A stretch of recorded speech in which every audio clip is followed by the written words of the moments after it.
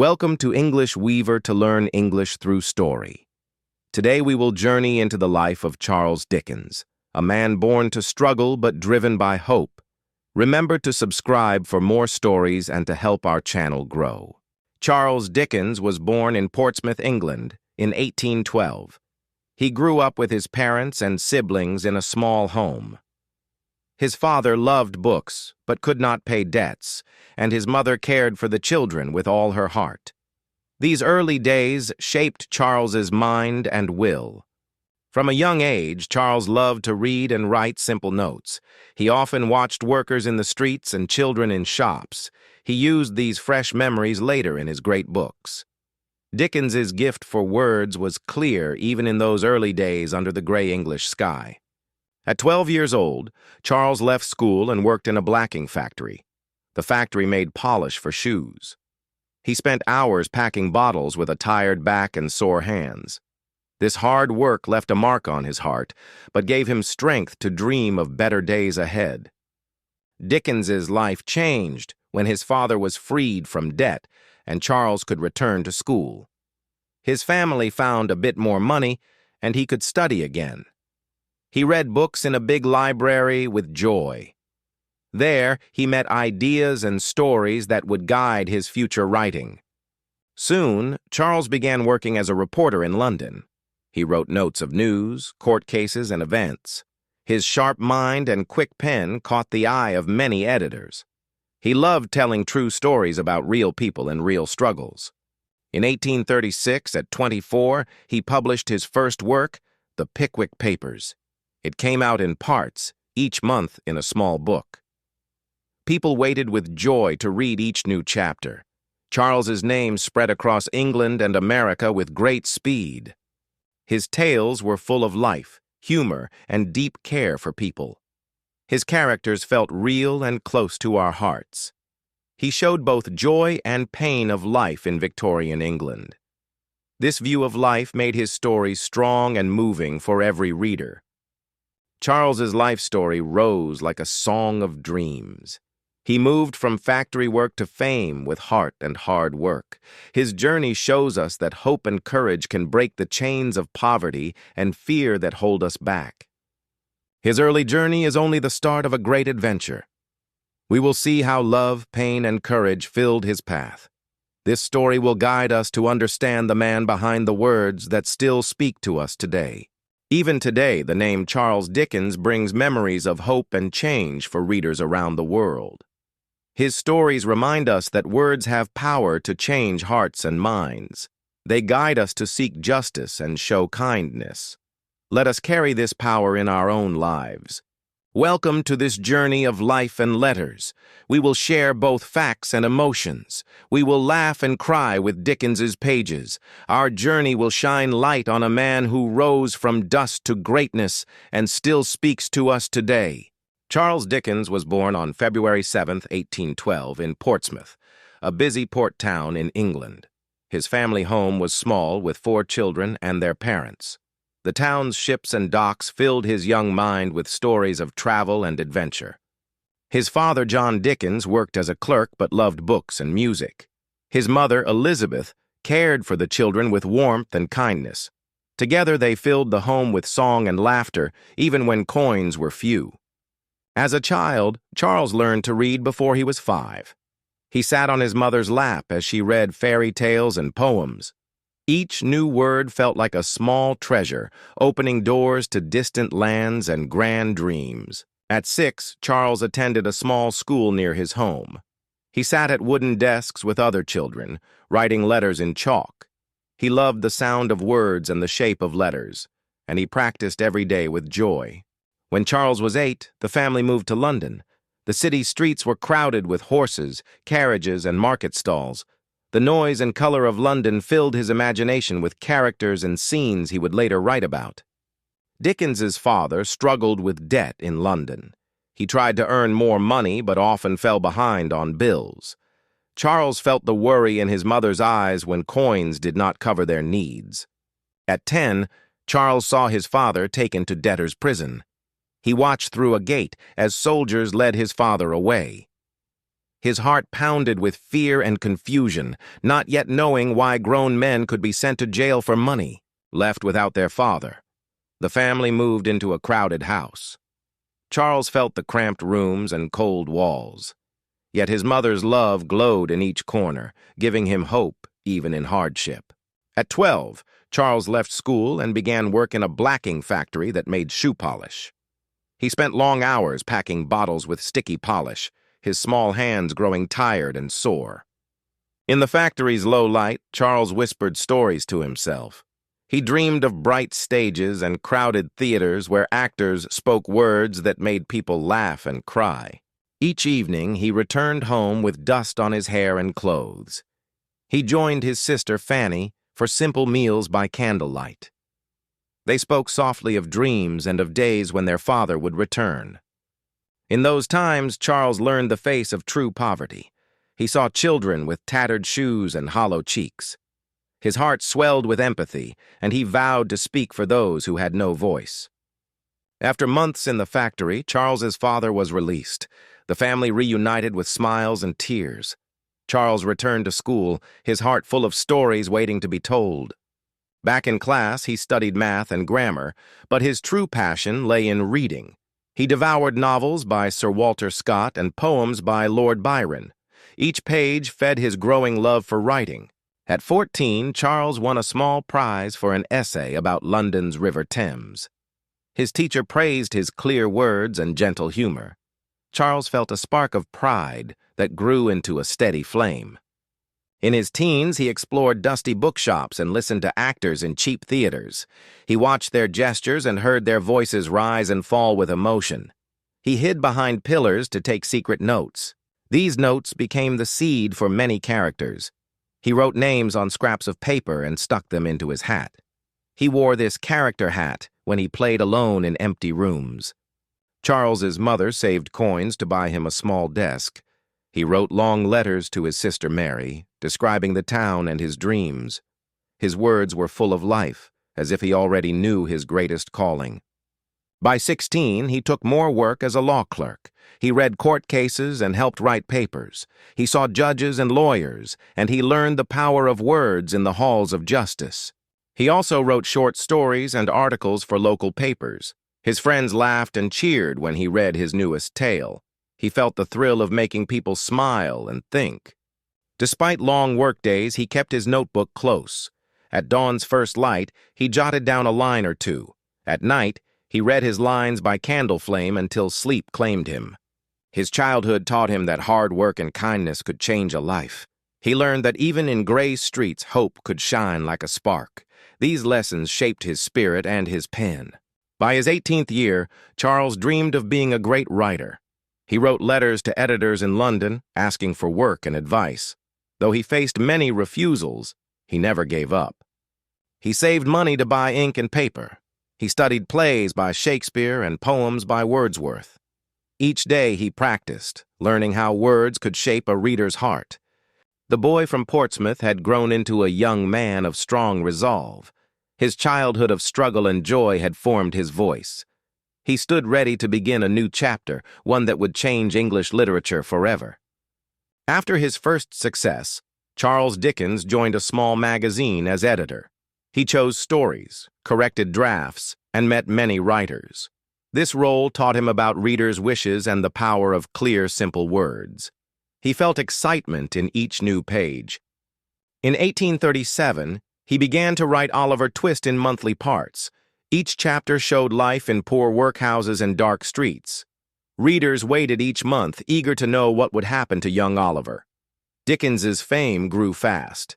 He wrote late at night by candlelight, shaping Oliver's journey from sorrow to hope. He shared the voices of children on London's cold roads. His words made readers feel joy when Oliver found friends. Next came Nicholas Nickleby, another story in parts. Dickens created kind heroes and clever villains. He made readers laugh at silly scenes and weep at sad moments. His talent for emotion was clear. Dickens's writing style mixed humor, warmth, and sharp ideas about justice. He wrote about families, love, and dreams. He also showed how the rich could help the poor and how kindness could heal old wounds. In 1843, he published A Christmas Carol.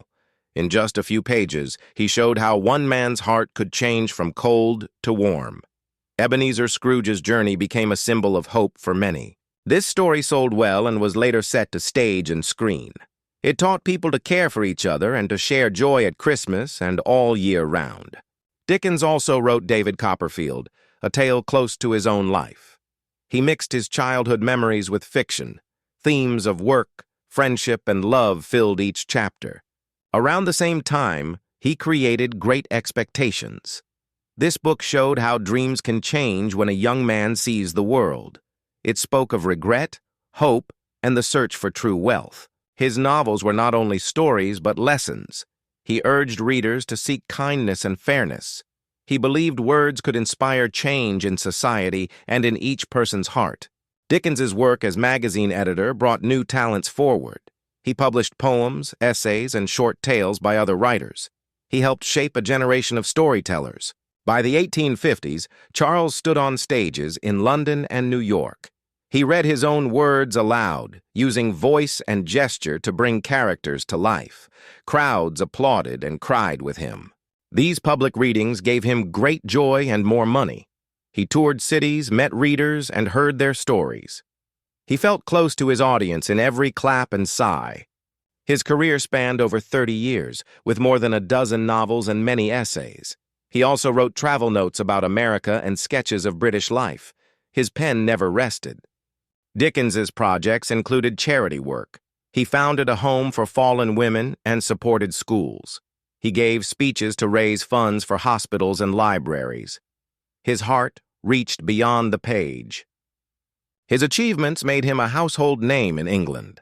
Families read his novels by the hearth each night. His characters became friends to many children and adults. Yet fame also brought pressure. Critics watched his every move and compared each new tale to his best works. He felt the need to meet high expectations. Still, Charles pressed on, writing with passion. He believed stories could heal and guide. He wrote letters to friends far and wide, sharing dreams and ideas. His life in letters showed how hard work, talent, and heart can build a lasting legacy. His projects and achievements stand as proof that words can change the world. Charles's career was a shining path of creativity and care. His pen painted lives both humble and grand. He moved from city halls to grand theaters, always carrying hope in his pages. Yet not all was smooth on this bright road. Dickens faced storms of doubt and sorrow that tested his spirit. He felt the weight of work and life on his weary shoulders. In 1858, he suffered a great loss when his beloved sister-in-law passed away. Her kindness had grounded him, and her absence left a hollow ache in his heart. He also battled poor health. Years of long readings and late nights strained his chest. He coughed and felt tired, but he feared stopping would let his readers down. His marriage to Catherine brought both joy and pain. They had 10 children, but the burden of so many mouths to feed strained their home. Money worries haunted Charles even as he wrote. Catherine felt lonely while Charles traveled for readings. Letters flew back and forth, but distance grew in their hearts. He knew he had failed to give her the home she wished. Criticism of his later works cut deep. Some said he repeated old themes or used too many coincidences. He felt hurt by harsh words after years of kindness and care in his tales. In 1859, Dickens ghost-wrote a tale with Wilkie Collins. But disagreements over profit and credit led to tension. He learned that friendship and business could clash. He faced financial troubles too. He invested in a magazine that lost money and forced him to cover the debts. He felt the weight of responsibility for his staff and readers. Despite pains, he worked on Our Mutual Friend. He poured his heart into each chapter, but the strain showed in his letters home. He wrote of sleepless nights and weary mornings. During these dark times, he found solace in his writing desk. He recalled his childhood vow to speak for the poor. He wrote letters to charities and visited hospitals when he could. Dickens's courage shone brightest when he felt broken. He attended church with care for the lost. He held candle vigils for friends and family in sorrow. His challenges made his stories deeper and his heart wiser. He wrote about grief with true feeling, giving comfort to many who suffered. He learned that even the greatest writer is human. He felt fear, doubt, and sorrow like any soul. Yet he rose again, pen in hand, ready to tell stories that heal. These trials in heart and home showed Charles's real strength. He walked through pain, but did not let it steal his dream to write and to heal through words. Dickens's life was never perfect. Yet in each struggle he found a spark. He used that spark to light the pages of his novels, bringing warmth to many troubled hearts. In those moments, he proved that challenges can forge greatness. He held fast to hope, even when night seemed endless. Charles's story of struggle reminds us that a strong heart can overcome any storm. His words, born of pain, became lamps guiding readers through life's darkest paths. As we see his challenges, we feel his courage and compassion. We learn that no book can heal unless it comes from a soul tested by fire. Dickens's failures and sorrows shaped his noble pen. They gave him insight into the hearts of common people and made his tales deeply human. In the storm's eye, he found purpose. He rose each day to write again, to speak again, and to give hope through every page he shared. Dickens's influence spread far beyond the streets of London and Portsmouth. His novels found readers across Europe, North America, and beyond. People of different nations saw their own struggles in his words and felt comfort, hope, and inspiration. Schools began to teach his stories as examples of clear and vivid writing. Teachers praised his simple yet powerful style. Students learned how to use gentle humor to address serious topics like poverty and injustice. Writers admired his gift for character and scene.